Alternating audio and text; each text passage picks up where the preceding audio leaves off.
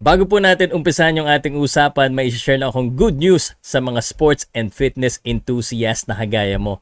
Alam niyo po ba na pwede na po kayong bumili sa Toby Sports nationwide ng inaasam-asamong sapatos or sports equipment kahit wala kang dalang cash. 0% interest on your first month, tapos mayroon pang 5% discount on top of the already discounted product. Ganda, no? Tapos meron pa siyang flexible repayment terms for up to 6 months. Ito po yung Toby's Insta Credit powered by one hand. Available po siya sa Android and soon sa iOS. Check nyo lang po yung details sa description. Salamat po. Casimero will knock out Oguni. Agree ka ba? Ilang araw na lang at mapapanood na natin ang pinakamaangas na boxer ng Pilipinas. Walang iba kung hindi si John Riel Cuadro Alas lang ang malakas versus Yukinori Oguni. At kung hindi mo pa alam kung kailan ang laban nila, baka hindi ka solid. Solid ka ba? Simulan na natin ang breakdown kasi mabilis lang to. Promise, baka kasing bilis lang ng mangyayari sa laban. Kaya kung handa ka na, here comes the boom boom pow. John Riel Cuadro Alas Casimero, no? Hindi naman natin maikakaila na itong si Casimero ang isa sa pinakasikat dito sa Pilipinas. Alam mo kung bakit? Kasi tuwing nasa labas ako, ang tanong sa akin, Sir, kailan ba ang laban ni Otol? Kailan ba ang laban nila ni Inoue? At ano bang prediction mo dyan sa mga kalaban niya sa Japan? Peace, Coach Jason. Nagpapatawa lang ako at alam ko naman na yakang-yaka ni Casimero. Yan si Oguni. Opo, hindi po guni-guni ha. Siya talaga yung mga kalaban ni Tata, ni Otol, ni Casimero at hindi po si Inoue. Takot ata eh. Takot ba?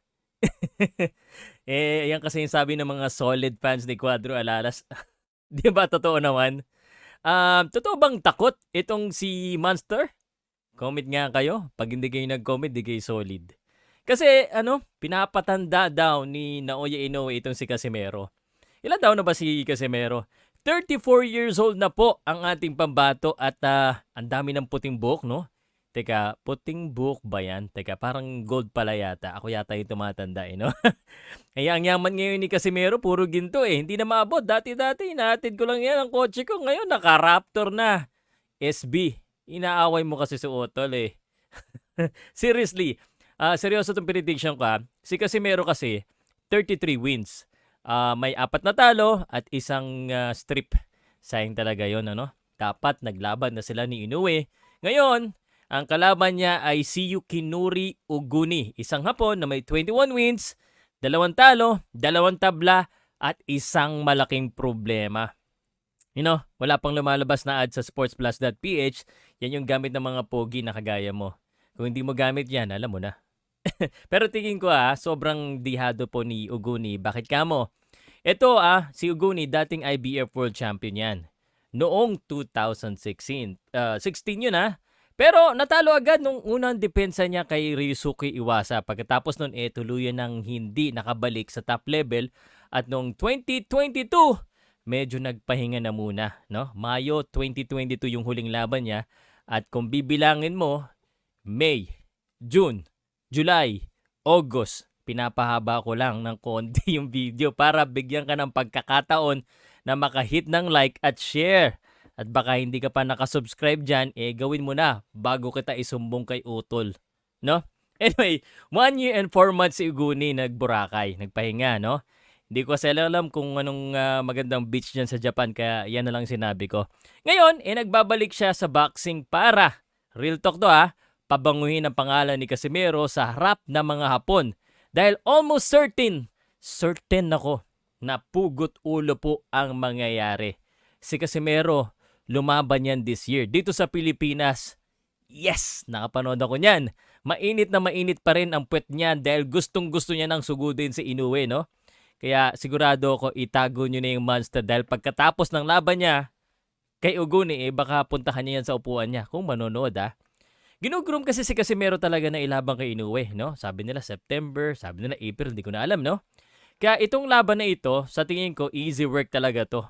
Easy work to kay Casimero at knockout yan. Taya mo na yung ex-girlfriend mo. Huwag yung current girlfriend mo baka magalit yan Pause mo muna to. Parinig mo 'to sa girlfriend mo. Sabihin mo 'to, ha. Parinig mo, ha. "Hello po, kung sino man po yung girlfriend ng, nanonood dito, love na love ka po niyan. Promise, totoo 'yan. At para mapatunayan niya sa'yo na love ka niya, ishe-share niya 'tong video na 'to dahil 'pag hindi niya shinare, ibig sabihin hindi ka niya love. Tingnan mo kung shinare. Kung hindi, hiwalayan mo na." Joke lang po. Anyway, balik tayo sa usapan, ha. Mahirap, talaga 'no, mahirap talagang, tingnan kung matatalo 'to si Uguni. Sa tingin ko medyo talagang, walang pag-asa.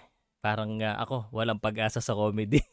Anyway, October 12 na po, at, sa tingin ko matatalo lang si Casimero kung siya ay walang hangin, kung siya ay nagpabaya sa training.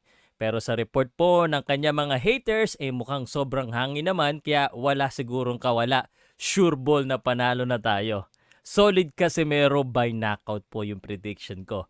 Pag hindi, magpapakalbo, hindi ako yung nanonood nito. Wag ako. Ayoko nga. Ikaw na lang. Anyway, ano bang prediction mo dito sa laban na ito? Comment down below.